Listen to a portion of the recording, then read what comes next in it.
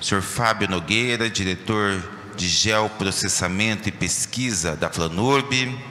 Gostaria de, nesse momento, convidar o senhor Fábio Nogueira, que é diretor de Geoprocessamento, Pesquisa e Informação da Planurb, para poder fazer a sua apresentação. Senhoras e senhores, bom dia. Bom, eu sou um técnico da prefeitura, né? Fui convidado, a gente conversa bastante, né? Eu e a Luciane, ela sempre está lá conversando conosco. E a ideia é usar o nome da Luciane para a gente poder apresentar hoje. Porque o nome da Luciane significa a graça de uma luz, ou seja, aquela que ilumina, né? E também para trazer o quê? Uma força para vocês, que é o nome do André, homem valente, para que vocês sejam valentes na luta de vocês. A coisa mais importante na vida da gente, esses dias eu dei uma palestra lá no Cresce, a Campo Grande que você não conhece, né? Às vezes eu mostrei uma foto do obelisco, mostrei uma foto do relógio da 14, e o que acontece? As pessoas conhecem isso, mas qual Campo Grande que você não conhece? Aqui eu quero apresentar um lajeado também que talvez vocês não conheçam, mas vocês vivenciam, né, cada dia. Então a ideia é organizar as ideias, fazer um histórico então de como surgiu essa questão dos bairros, que é extremamente importante, e poder mostrar para vocês alguns caminhos que vocês possam tomar. Porque o propósito de um seminário é isso, a gente mostrar o que é e apontar caminhos. Então nós estamos para apontar caminhos aqui. Eu não estou representando o poder público para resolver o problema de vocês hoje. Estou aqui para trazer a vocês, então, o que é o bairro, quais são os apontamentos importantes para o bairro Lajeado. Hoje à noite nós teremos votação do orçamento, será Aianduí e Lagoa, o orçamento comunitário, que isso faz parte de todo o ano, vocês fazem juntamente com a Planurb ali. Então, quero que já passe para o primeiro slide.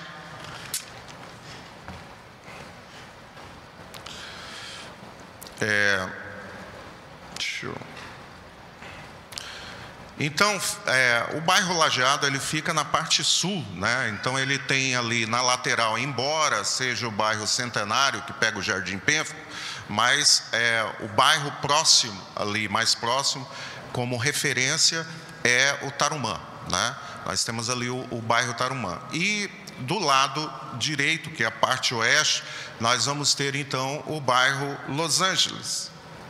E nós vamos mostrar também aí a evolução, uma visão de 1966. Isso é uma aerofotogrametria que está disponível lá no site do Cisgram, que é um sistema que eu sou coordenador, e de 1966 e uma de 2020. Assim era Campo Grande em 1966, em 2022, assim é Campo Grande. E um recorte também, no próximo slide, não passou, né? Passa para nós? Isso. Aí um recorte de 1966 e um outro recorte de 2022. Então, para vocês terem uma ideia, Campo Grande, ela cresce a cada 10 anos em torno de 130 mil habitantes.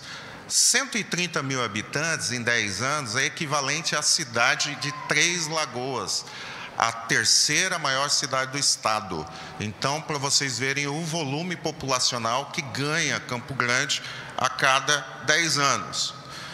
E vocês vão ver no próximo slide, pode mostrar? Então, o retrato de como que era em 1966, ali o bairro Lajeado, e como que é em 2022. Então, esse processo de evolução nessa região sul. Copa Vila 2 é 1978, Tarumã é um pouco mais antigo. Mas a gente vai ver que o primeiro bairro, depois nós vamos estar mostrando aí, ele vai surgir em 1981, que é o Parque Lajeado. Então, o plano diretor, ele define regiões urbanas como as menores porções do território urbano, referenciais para a descentralização das ações de planejamento e administração. E os nomes das regiões urbanas, elas derivam dos principais cursos d'água. Então, você vai ter Ayanduizinho, que na realidade o córrego Ayanduizinho, ele fica na área rural. Mas deram o nome de Ayanduizinho porque no encontro do Prosa e o Segredo ele vira Rio Ayanduí, mas ele é muito pequenininho, então por isso deram o nome de Ayanduizinho. E nós temos o Lagoa por causa do córrego Lagoa, Imbiruçu por causa do córrego Imbiruçu, o Segredo por causa do córrego Segredo, o Prosa por causa do córrego Prosa e o Bandeira por causa do córrego Bandeira. Somente o centro não tem um nome de um curso d'água. Nós temos em torno de 39 cursos d'água dentro aqui do perímetro urbano de Campo Grande e 169 bacias dentro do município de Campo Grande. O plano diretor também, ele vai definir os bairros como menor unidade de planejamento das áreas pertencentes a essas regiões urbanas, né? Elas são organizadas primeiramente para qualificar as condições de trabalho, circulação, recreação, moradia e as relações de cooperação em todos os tipos de atividade de vizinhança, né? A gente vai falar sobre essa evolução, mas só vou dar um exemplo aqui para vocês, né? Vamos supor que o esposo da nossa amiga e conselheira Luciene tenha uma greba, né? Tenha lá 1 hectare, 10 mil metros quadrados ali na região ali do bairro Lajeado, né? E ele decide então ali dar o nome da mãe dele. Vamos supor que a mãe dele chama vamos dar um nome de Elaine, né? E aí ele vai dar o nome então daquele parcelamento Santa Elaine. Santa Elaine não é um bairro, Santa Elaine é um parcelamento dentro de um bairro. Então, hoje, Campo Grande tem em torno de 855, 850 parcelamentos desse tipo. Então, como que você vai administrar uma cidade se cada um for olhar para o seu pedaço? Então, por isso, né, existe a evolução que eu vou mostrar para vocês da questão dos bairros. O bairro vai ser, então, 74 bairros, vai ser a menor unidade de planejamento para que a gente crie históricos a partir do IBGE e a partir de outras informações para a gente poder planejar, então, os bairros, tá? O próximo vocês vão ver, então, assim estão divididos os bairros de Campo Grande. E na parte sul, aqui ao lado desse verdinho, com a perninha aqui, nós temos ali em Mostarda, então, o bairro Lajeado. Próximo. A evolução histórica desse conceito, né, eles surgem muito da geografia, dos geógrafos, né, que fazem essa proposta, porque existe uma geografia física e política. Então, em 1979, né, foi instituída a primeira divisão em setores. Foram criados 54 setores. Nós vamos falar isso mais para frente. Em 1980, percebeu-se que esses setores precisavam de um ajuste, fizeram um ajustamento.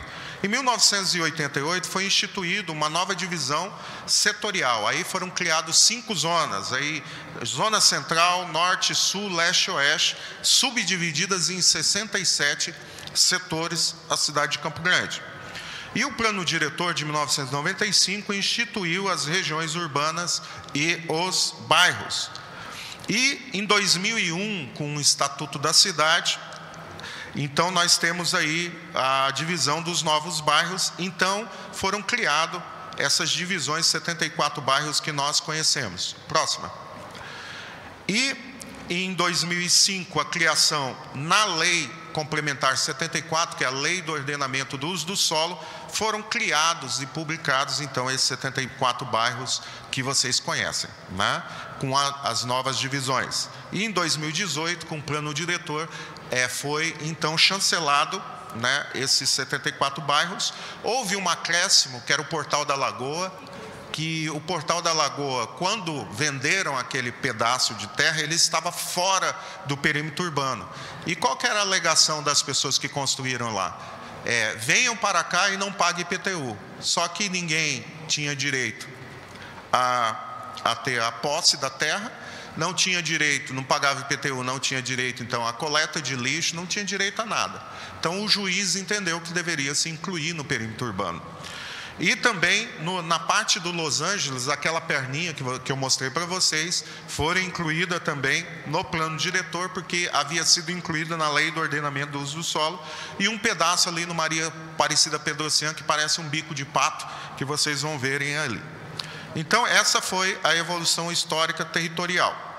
Então, no próximo, aqui está o decreto, professor André, a primeira divisão em setores, é o que é o decreto 4.445 de 79. O decreto, diferente de uma lei, ela é uma regulamentação, mas ela é uma regulamentação do município, do executivo, onde ele não passa pela Câmara, ele mesmo institui a lei, então, via decreto, esses 54 setores.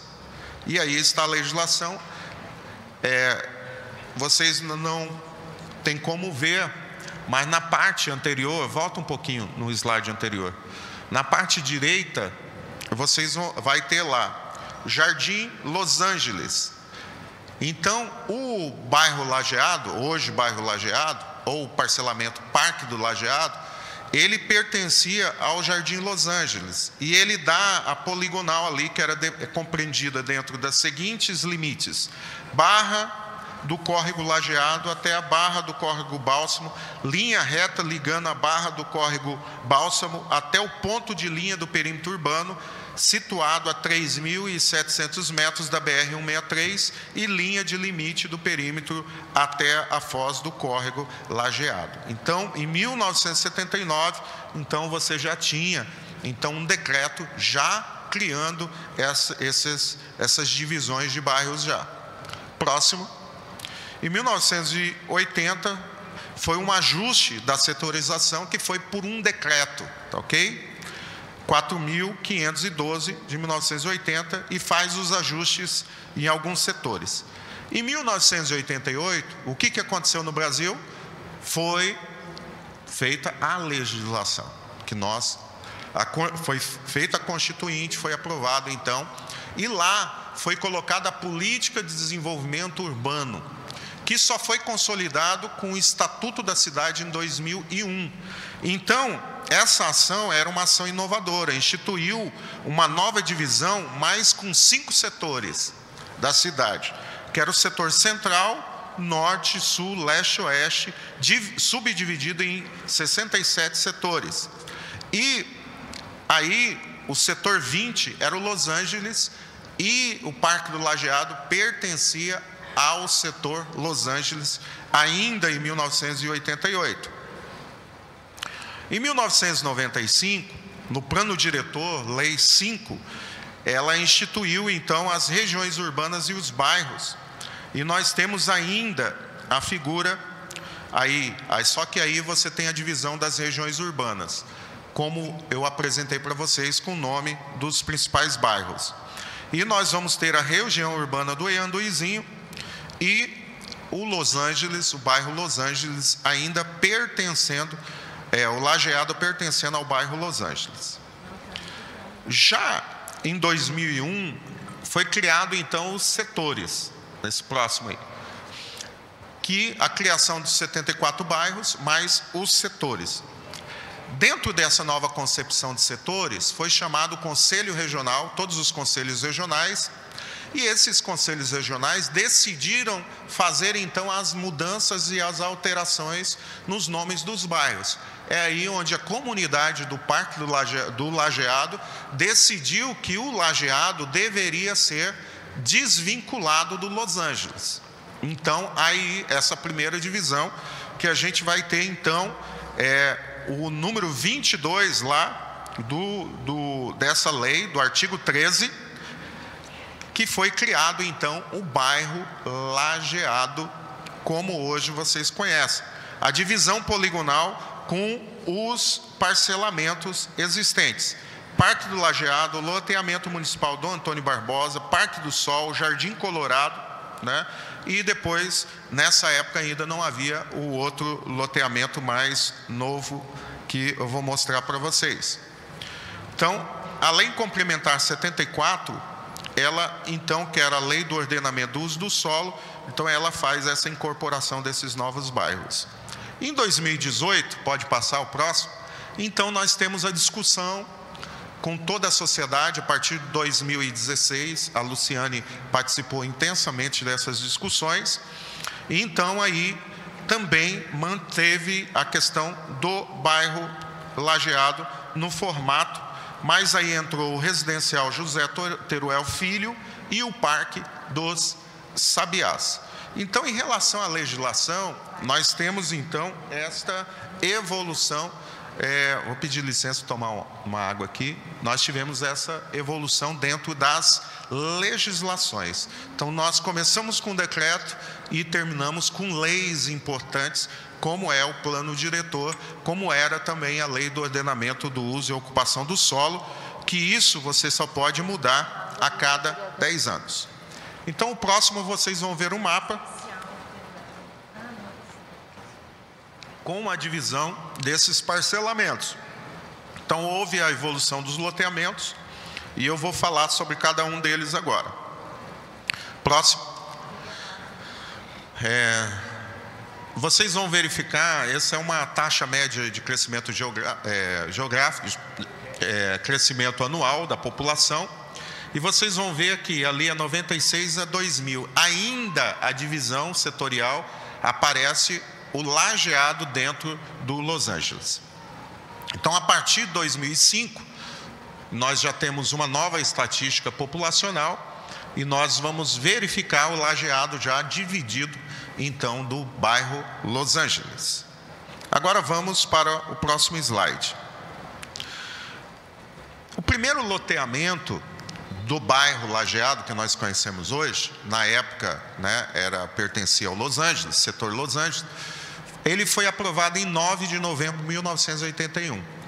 Eu já estava há 2 anos morando ali, eu lembro até hoje, na Copa Vila 2. Eu morava na Copa Vila 2. E alguns amigos, eles mudaram da Copa Vila 2 para o parque, então, ali do Lajeado. Ele foi, então, aprovado em 9 de novembro de 1981. Próximo. Aí nós temos, então, a planta de lá. O proprietário era Dida Comercial. Então, nós temos aí a folha 1, onde você tem a data ali, 9/11 de 1981, quando foi aprovado. O próximo foi o Dom Antônio Barbosa, em 22 de março de 1995. Próximo. Então, 22 de março de 1995, então aquela parte mais oeste do bairro Lajeado, então ele cresce mais para aquele lado. E a Guaicurus lá na parte de cima, então a principal entrada ali é Evelina Selingard.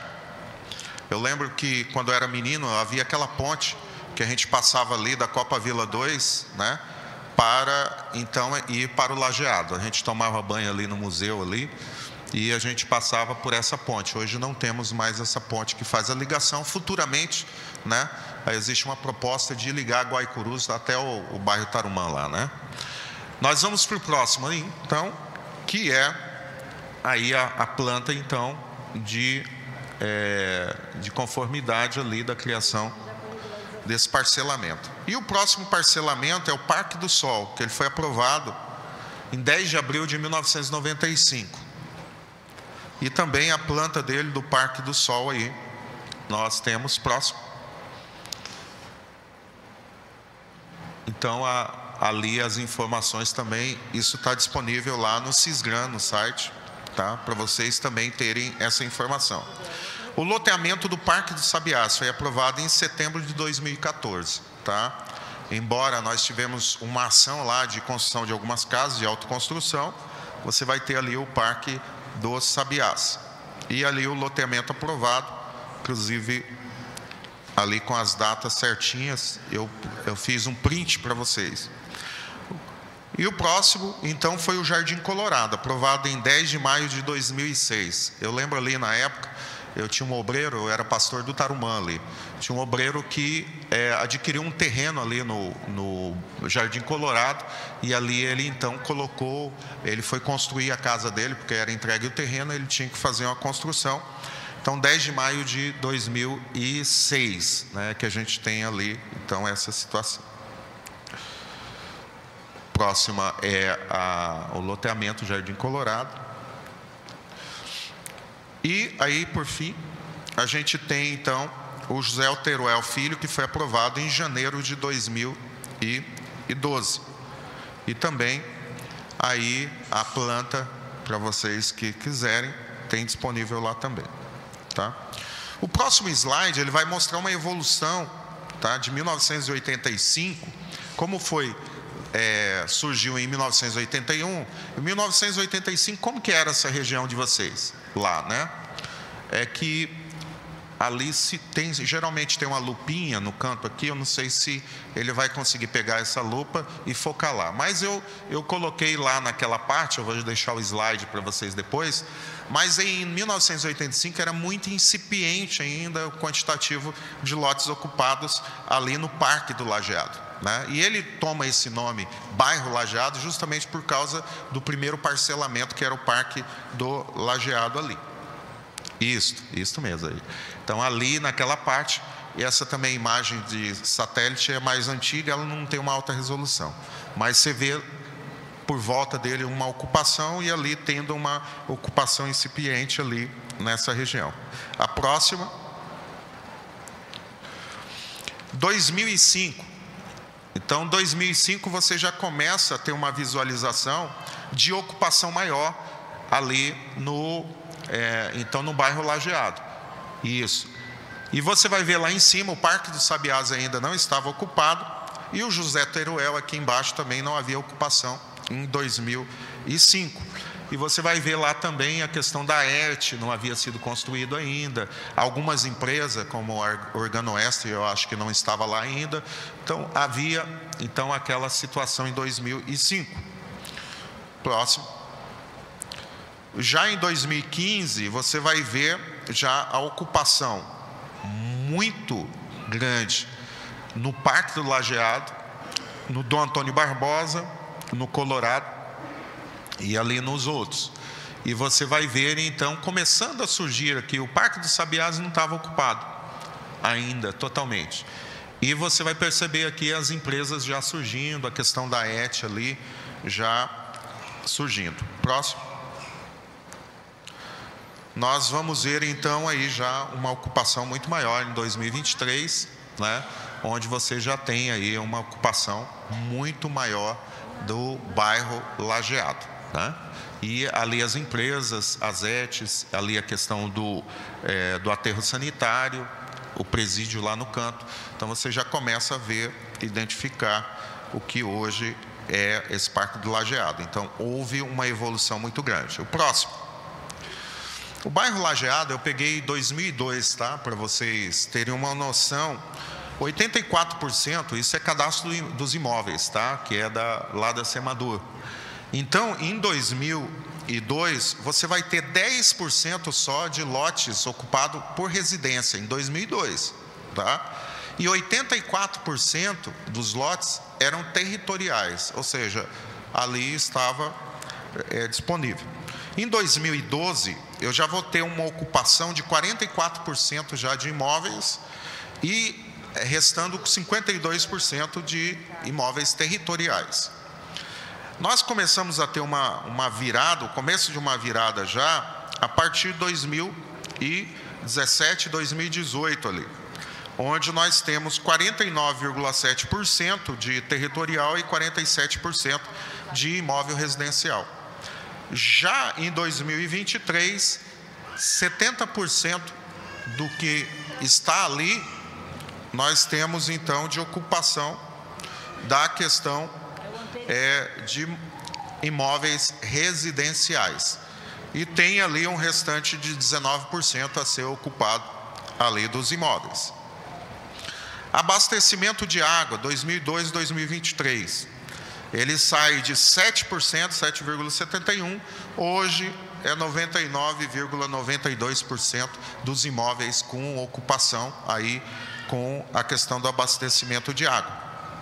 Tá? Porque aí entra imóveis territoriais e imóveis já residenciais, já construídos.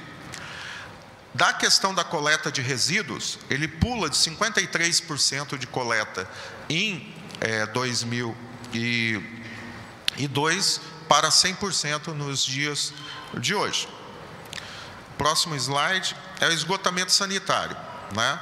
Você tinha 0% em 2002, hoje ele vai estar em torno de 28,23% nessa modalidade de rede de abastecimento de esgoto. Eu lembro numa discussão, o pessoal da Águas, em 2013, havia um calendário muito longe para a questão do bairro Lajeado, e como o bairro Lajeado ele faz parte do mapa de exclusão social, então foi proposto para que a Águas de Guariroba, na época, fizesse um ajuste e todos esses bairros que pertencessem às áreas de exclusão social, eles tivessem prioridades.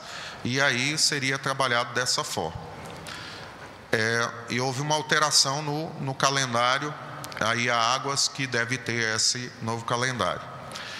E o bairro Lajeado, em relação à iluminação pública, 71,33%, muito próximo, então, da quantidade de unidades residenciais, o percentual de unidades residenciais que nós temos hoje.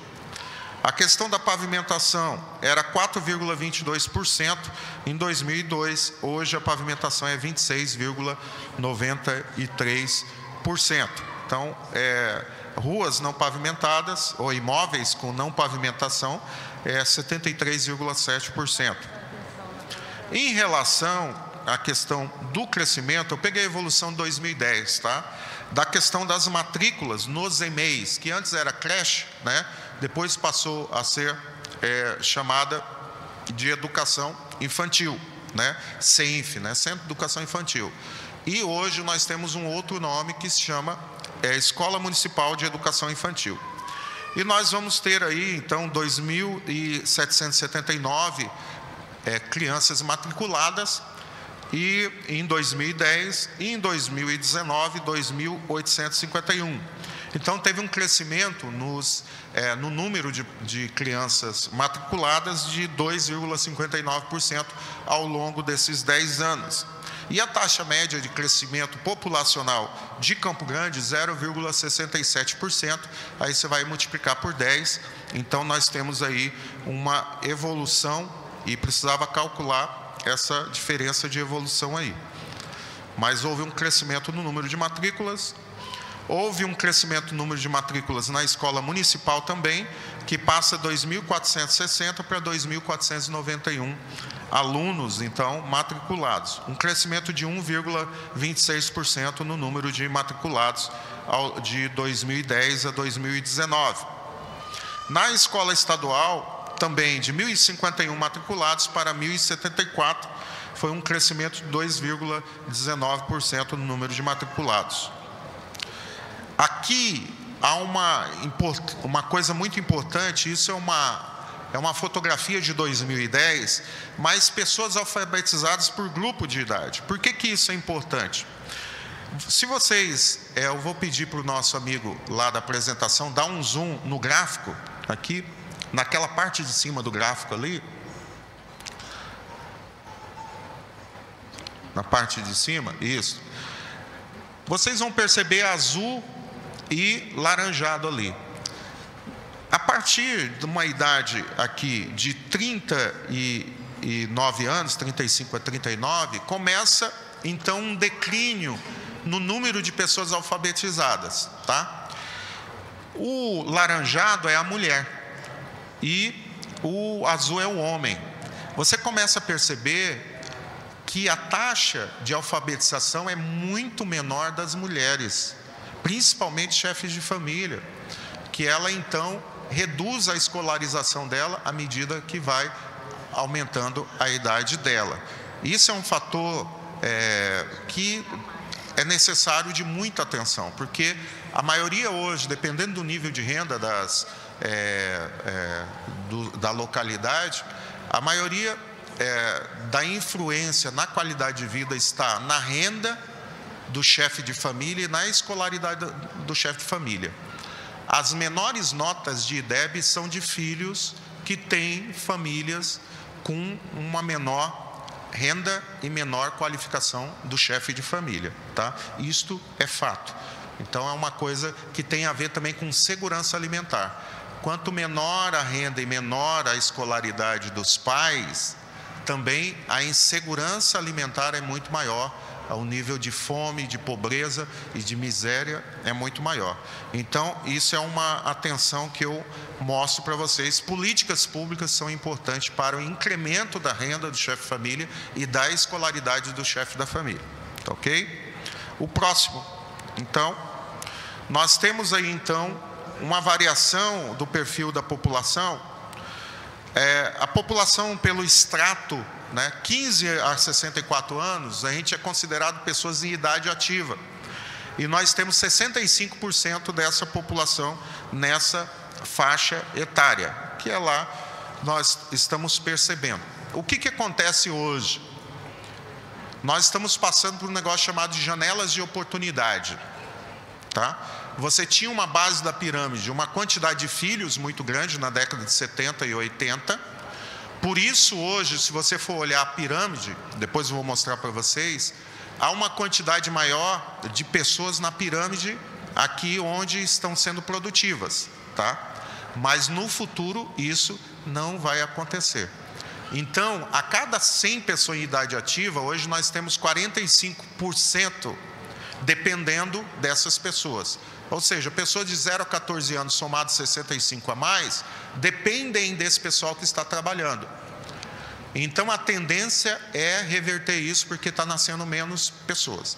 Olha só, para você repor população para a atividade econômica, você deveria ter 2,1 filho por mulheres.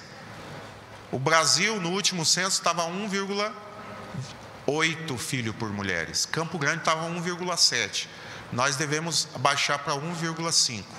Então, em torno de mais uns 20 anos, 10, 20 anos, nós não teremos pessoas em idade ativa para manter toda a estrutura que nós temos hoje. É um problema econômico, que já aconteceu na Europa e deve acontecer no Brasil. Então, a gente vai ter que importar, trazer de fora mão de obra. Vai vir boliviano, vai vir paraguaio, vai vir um monte de gente, porque não terá mais mão de obra no Brasil. Então, é importante essa classificação que eu mostrei para vocês, porque o bairro Lajeado, ele já tem ali um percentual de pessoas em idade ativa já considerável ainda, que é importante para a cidade. Aqui na pirâmide que eu estou dizendo para vocês, as maiores faixas hoje são de 10 a 15 anos e 19 anos, ali na pirâmide. Tanto do lado esquerdo de vocês, do lado direito de vocês são mulheres e do lado esquerdo são os homens, tá? Essa é a pirâmide ali do bairro Lajeado. Então, a faixa de 10 a 14 e 15 a 19 é a maior população do bairro de vocês. E isso é muito legal, professor André. Olha só, mais da metade da população se declararam parda. Próximo. Então, nós temos 55% da população que se declararam parda e 34% apenas branca. Nós temos aí a distribuição, então, os negros, a raça preta é 7,88%, a raça indígena 1,23% e os amarelos são japoneses 0,58% da população. Então, o grande quantitativo populacional é de pessoas pardas e brancas ali no bairro de vocês. O quantitativo de moradores, que são entre 3 ou 4 moradores, é o maior, né? Então, hoje, o perfil da população de vocês seria em torno de 3,42 pessoas por domicílio, tá? Geralmente, à medida que a renda vai aumentando, você vai diminuindo a quantidade de pessoas por família, né? Então, é considerado uma quantidade alta, né, em 2010. No próximo censo, eu posso fazer uma para vocês, como eu estou fazendo lá o plano de bairros, nós vamos atualizar para vocês a informação. Tá? O próximo, olha, entre meio e um salário mínimo, é 40% da população. 40% da população. Ganhava em torno disso, renda familiar. Tá? O poder público, por exemplo, ele muda essa situação? Muda. Porque é o seguinte, quando você pega o percentual de serviço de atendimento na cidade, quanto menor a renda, maior o atendimento, tá? Então, vamos supor que a pessoa ganha um salário mínimo. Ela tem 3 filhos na escola. Então, o custo da prefeitura, eu não sei se está nesse valor ainda, mas era R$500 por aluno. Ou seja, há um incremento de R$1.500 na renda dele. Aí, da unidade de saúde, né? Tem mais um incremento na renda dele, porque ele usa a rede pública. Então, essa renda, ela é uma renda que ele ganha trabalhando, né? Seja qualquer serviço, formal ou informal, a maioria ganha nisso daí, tá? Eu não vou me aprofundar muito sobre esse assunto, porque eu quero passar rápido para vocês discutirem outra coisa. O plano de arborização, o diretor de arborização, apontou em 2010 que havia um déficit de árvore, viu? Maracalves, e eu acho que a Organoestre está aqui, era esse o perfil que necessitava ali, um déficit de 773 árvores na área ambiental. Bom, vou passar a próxima. Isso é o índice de qualidade de vida urbana, é feito pela Planurb. Então, como eu disse para vocês, há uma relação muito ruim na questão do índice de qualidade de vida, atrelado à renda e à escolaridade do chefe de família, tá? Por isso ele vai aparecer lá embaixo, o índice de educação e o índice de renda e pobreza, ele vai ser comparativamente com os outros bairros de Campo Grande, ele está na segunda posição, assim, penúltimo lugar, né? E no plano diretor, isso nós estamos falando de demandas, tá? Do bairro Lajeado. No plano diretor, nós somos em todos os bairros, reunimos com a população e dissemos quais são os maiores problemas aqui do bairro de vocês naquela época, em 2018, 2017, 2018. Então, a pesquisa realizada lá para a elaboração do plano diretor, a coleta de lixo, né? Ela era considerada excelente lá. No verdinho significa que é bom ou ótimo, tá? Nessa temática de coleta, então, de lixo. Na temática atividades esportivas, a população também tem como bom e ótimo essa temática. Em relação a transporte público, ela foi considerada pela população como regular. E no quesito saúde pública também regular. E aí começam então as identificações dos maiores problemas. Aqui, infraestrutura urbana, ruim. Limpeza urbana, ruim. Segurança pública, ruim. E a média geral deu regular na votação que vocês fizeram na questão da discussão do plano diretor. Bom, agora eu vou para os últimos slides e falar um pouco para vocês de uma coisa que é muito importante. Vocês vão perceber, existe uma teoria da questão do desenvolvimento, que os países mais ricos do mundo, eles estão em regiões mais frias, certo? Ou seja, onde você possivelmente teria maiores dificuldades. Se você pegar o Brasil, o mapa do Brasil, qual é o lugar mais rico? A parte sul ou a parte norte? Sul. Parte sul, é a parte mais fria. Se você pegar México e Estados Unidos, quem que é mais rico? Estados Unidos, a parte norte, perto do frio, Canadá.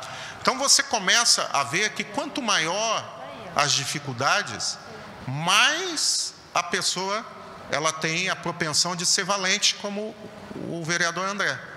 Uma pessoa valente. Porque é a partir disso que as oportunidades surgem, e a gente vê muitos testemunhos de pessoas que ela estava ali tranquila na sua zona de conforto, num trabalho, e alguém mandou ele embora, e a partir disso ele se tornou um grande empreendedor. Então, a dificuldade, ela é a mola propulsora para a gente avançar. Então, quando a gente faz planejamento estratégico, a gente trabalha com um chamado matriz fofa, que é a fraqueza, fraqueza, força, oportunidade e ameaça. Então, para as fraquezas, nós temos ações neutralizadoras dessas fraquezas. Para a força, nós temos força ações potencializadoras, que potencializa aquilo que já está bom. Então, o que nós temos hoje naquela região de oportunidade? Desenvolvimento econômico, crescimento econômico não é símbolo de desenvolvimento econômico. Na economia, na minha época que eu estudei, era mudança para o plano real, se falava muito sobre o PIB per capita, ou seja, qual que era a renda média da população. Mas o PIB per capita não representava o desenvolvimento sustentável. Então, um economista indiano cria, então, o Índice de Desenvolvimento Humano, que ele aplica a questão, então, social dentro da avaliação. Então, para que haja desenvolvimento, nós precisamos ter a questão econômica, a questão social e a questão ambiental.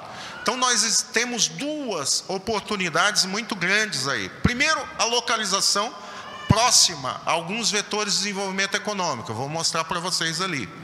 E ambiental, que tem uma empresa parceira ali, que ela tem uma intenção, eu não sei, falaram para mim isso, mas como a palestra ia ser a diretora-presidente, ela não pôde estar aqui, ela falaria melhor, o Organoeste está aí, de plantio de árvores, tá?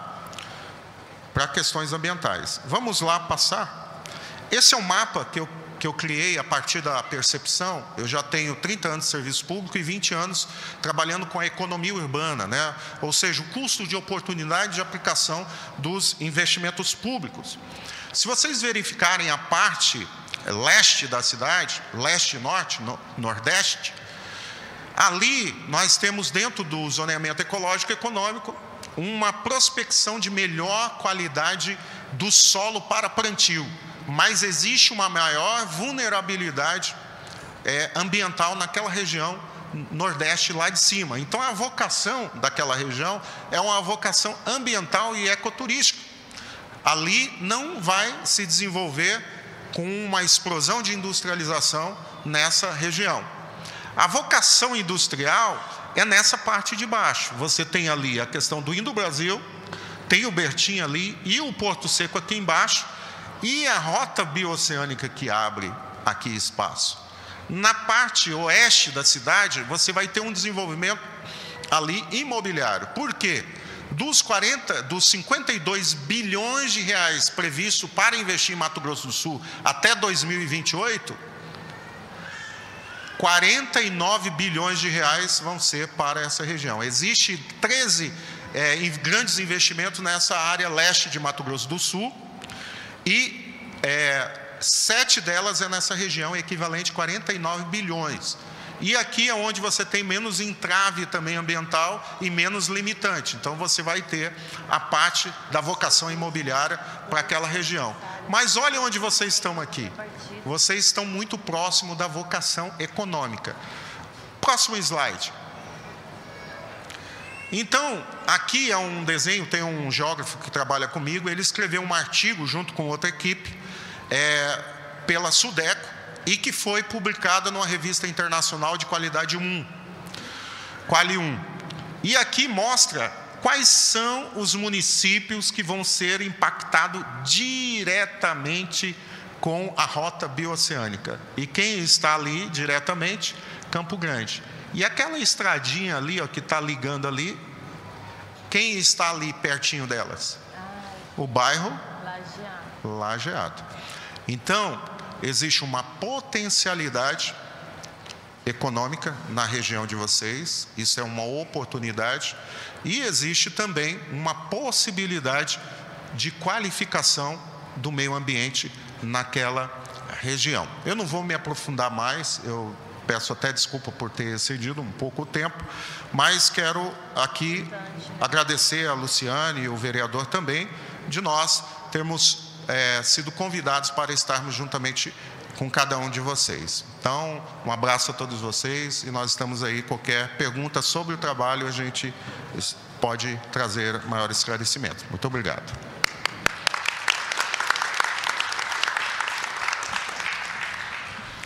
Fábio, muito obrigado por essa aula. É bom, como a história é importante, né, para a gente conhecer o que é e o que será. A história. Eu vou deixar para vocês, tá? E é muito importante a gente ver como é que a história é importante, você conhecer como é, porque pela perspectiva a gente vai ver o que vai ser. Só 2 comentários que eu gostaria de fazer.